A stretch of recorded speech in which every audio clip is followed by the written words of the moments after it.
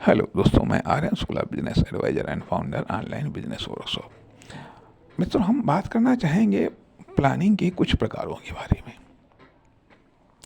Planning के कुछ प्रकारों के बारे में। प्लानिंग का अर्थ हमने पिछले भाग में निकालने का प्रयास किया है। पहला प्रयास है, निश्चित तौर पर कहा जा सकता है कि कुछ हद तक तो बेहतर निकला होगा, लेकिन फिर भी अभी इस अर्थ को और बेहतर करना है। तब तक हम बात करते हैं प्लानिंग के प्रकारों की। प्लानिंग का जैसा कि एक हिंदी अर्थ आता है योजना। योजना सवाल ये भी उठता है कि हम बड़े बड़े साधनों या संसाधनों, कार्यों की तो हम योजना बनाते हैं या बड़े बड़े कार्यों या क्रियाओं या साधनों या संसाधनों के लिए ही क्या योजना बनाई जाती है, या फिर छोटे साधनों या संसाधनों के लिए भी योजना बनाई जाती है। अर्थात योजना के रूप कौन कौन से होते हैं, या योजना किन किन रूपों में दिखाई देती है, या प्लानिंग किन किन रूपों में दिखाई देती है, या प्लानिंग का बिजनेस में क्या महत्व है, प्लानिंग का जीवन में क्या महत्व है। वास्तव में देखा यह जाए कि प्लानिंग साधनों या संसाधनों के इस्तेमाल की व्याख्या करता है। प्लानिंग साधनों या संसाधनों के इस्तेमाल की व्याख्या करता है। अर्थात प्लानिंग वह माध्यम है जिसके द्वारा हम साधनों या संसाधनों का इस्तेमाल करके अपने लक्ष्य अर्थात ग्रोथ को प्राप्त करते हैं, अपने लक्ष्य तक पहुंचते हैं। इस तरीके से देखा यह जाए कि प्लानिंग साधनों या संसाधनों को इस्तेमाल करने का सॉफ्टवेयर है, करने की एक योजना है, जिसे हम प्लानिंग कहते हैं। अब हमारे पास में साधन या संसाधन सीमित होते हैं, असीमित तो नहीं होते, सीमित होते हैं। और उनसे जब हम किसी बड़े लक्ष्य की प्राप्ति करना चाहते हैं, किसी बड़े लेवल पर जाना चाहते हैं, या किसी बड़ी ग्रोथ को पाना चाहते हैं, तो स्वाभाविक बात है कि उन साधनों या संसाधनों का हमें बेहतर इस्तेमाल करना होता है। अर्थात बेहतर इस्तेमाल करने का अर्थ यह कि नुकसान कम हो और उसका लाभ हमें अधिक मिले। नुकसान कम हो और उसका लाभ हमें अधिक मिले, तो यह एक योजना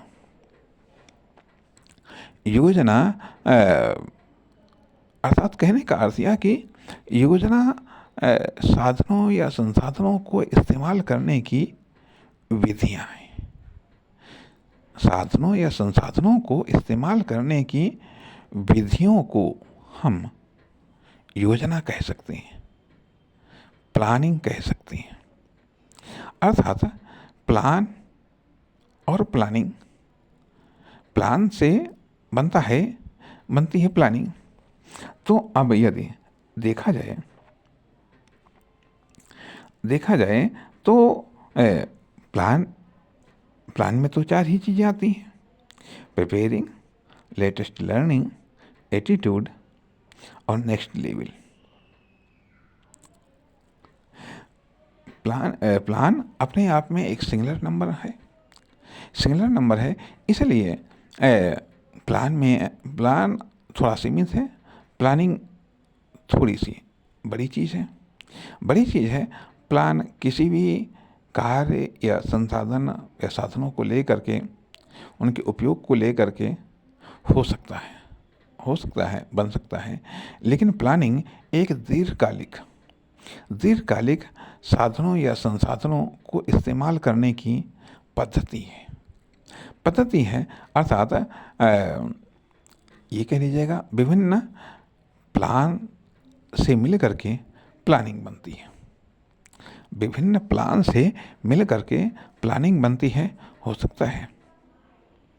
सकता है कि यहाँ पर हमको भी लगता है कि आप सोच रहे हों कि यह बात क्या हो रही है, ये क्या कहा जा रहा है, यह किस तरफ विचारों को ले जाया जा रहा है या फिर धकेला जा रहा है।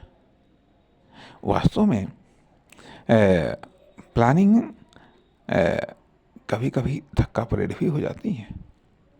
प्लानिंग कभी कभी धक्का परेड भी करवाती है। जब प्लानिंग फेल होती है या हमारा प्लान फेल होता है तो कभी कभी धक्का परेड भी करवा देता है। लेकिन हम बात कर रहे थे कि प्लानिंग के प्रकारों की। हमने ये कहा था कि हम इस भाग में बात करेंगे प्लानिंग के प्रकारों की। तो पहली बात तो साइज़ के आधार पर प्लानिंग आती है। माइक्रो प्लानिंग, छोटी प्लानिंग, बड़ी प्लानिंग, सबसे बड़ी प्लानिंग, मेगा प्लान या मेगा प्लानिंग। आप कह सकते हैं ये भी कोई प्लानिंग के प्रकार है। हाँ, बात सही है, ये भी कोई प्लानिंग के प्रकार नहीं है।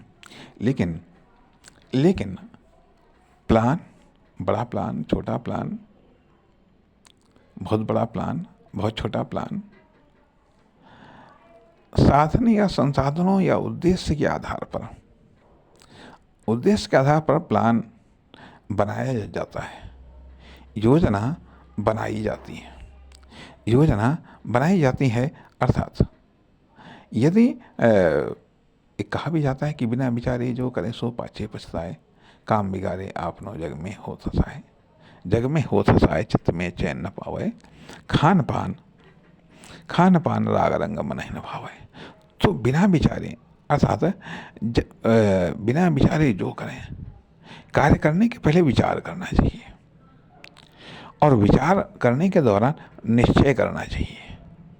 तो कार्य करने के पूर्व ये जो विचार करना है, ये जो निश्चय करना है, यह प्लानिंग है।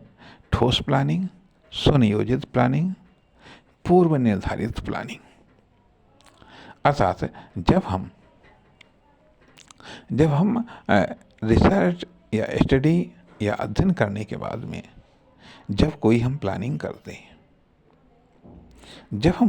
करते हैं तो यह प्लानिंग निर्मित प्लानिंग या स्वविकसित प्लानिंग होती है। अर्थात कहने का अर्थ यह बनता है कि हम संभवतः शायद हम भटक रहे हैं कि प्लानिंग को समझने के लिए हम विभिन्न विचारों में भटक रहे हैं। लेकिन इन भटकाव से रास्ते मिलते हैं। यदि रास्ता नहीं मिल रहा है तो फिर भटकना जरूरी है। यदि रास्ता नहीं मिल रहा है तो भटकना जरूरी है, और भटकते भटकते ही रास्ता मिल जाएगा।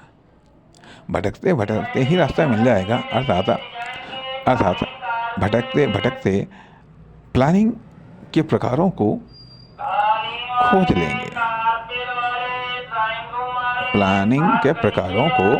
खोज लेंगे हम। और नमस्कार, धन्यवाद।